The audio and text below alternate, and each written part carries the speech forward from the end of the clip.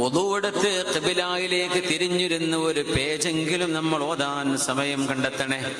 എത്ര തിരക്കാണെങ്കിലും മക്കളെ ഒരുക്കണം, മക്കളെ കിടത്തണം, ഭക്ഷണം കൊടുക്കണം, അവരെ വസ്ത്രം അലക്കി കൊടുക്കണം, പഠിക്കാനുണ്ട്, അസൈൻമെന്റുകളുണ്ട്, ഹോംവർക്കുകളുണ്ട്. എന്റെ പൊന്നുമക്കളെ, വിദ്യാർത്ഥിനികളെ, ഈ വിശുദ്ധ ഗ്രന്ഥത്തോടുള്ള ബന്ധമെങ്ങാനും മറ്റുപോയാൽ ചാർജില്ലാത്ത ഡെഡായി കിടക്കുന്ന ബാറ്ററി കൊണ്ട് ഏത് മൊബൈൽ വർക്ക് ചെയ്യാനാണ്? മനുഷ്യന്റെ ശരീരം ഡെഡായി പോകും. മുഅ്മിനീങ്ങളെ, സത്യവിശ്വാസിനികളെ, ഇതൊരു ബാറ്ററിയാണ്, ഇതൊരു ചാർജാണ്. ആ ചാർജ് ചെയ്തില്ലെങ്കിൽ നമ്മൾ എന്തിനു കൊള്ളും?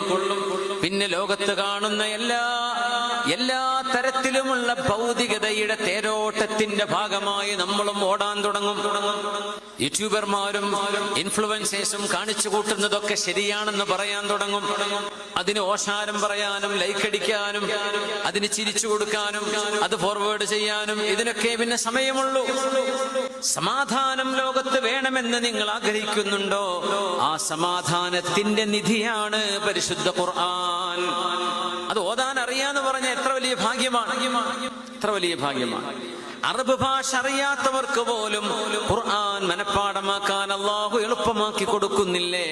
വലഖദ് യസ്സർനൽ ഖുർആന ലിദ്ദിക്രി ഫഹൽ മിൻ മുദ്ദക്കിർ.